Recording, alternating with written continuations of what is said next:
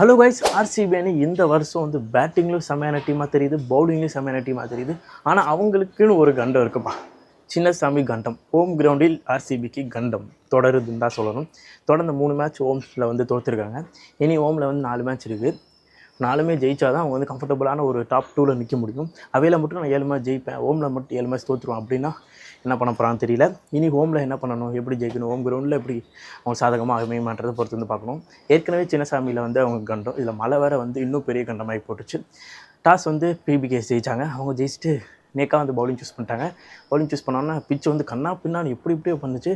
RCB பேட்டர்ஸால் வந்து batting ஆட முடியல. அவங்க வந்து ரன் அடிக்கணும்னு தான் பார்த்தாங்க. 14 ஓவர் தானே இருந்துச்சு.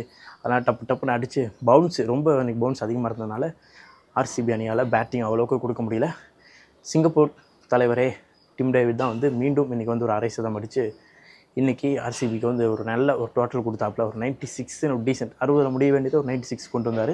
ஓகே, இதை வச்சு எதாவது பண்ணுவோம் அப்படின்னு பார்த்தாங்கன்னா ஓகே ஏதோ பண்ணாங்க. பட் ஆனால் வந்து பிச்சு வந்து ஃபஸ்ட் இன்னிங்ஸ் ஒரு செகண்ட் இன்னிங்ஸுக்கு பெட்டர் ஆகிடுச்சு. அந்த பெட்டரானதுனால வந்து பதேரா வந்து முடிச்சு விட்டாப்புல, ஆர்சிபி வந்து முடிச்சு விட்டாப்புல. பஞ்சாப் இந்த வருஷம் செமையான ஒரு ஸ்ட்ராங்கான டீமாக தெரியுது. சிஎஸ்கே கேப்டன்சியில் இந்த வருஷமும் பிளே ஆஃப் போயிடுவாங்க. ரொம்ப வருஷம் கழிச்சது. 2014 வந்து ஃபஸ்ட் டைம் போனாங்க. அதுக்கப்புறம் வந்து இந்த 18 சீசனில் ஒரே ஒரு தடவை தான் பிளே ஆஃப் போயிருக்காங்க பஞ்சாப் பொறுத்த வரைக்கும். இது 2வது வருஷமாக இருக்கும். அட்லீஸ்ட் சொல்கிறாங்க பஞ்சாப் வந்து பிளே ஆஃப் போயிடும். அருமையான டீமாக இருக்குது. வெயிட் பண்ணி பொறுத்து வந்து பார்ப்போம். ஃபஸ்ட்டு கப்பை தூக்குதா பஞ்சாப் அப்படின்றத.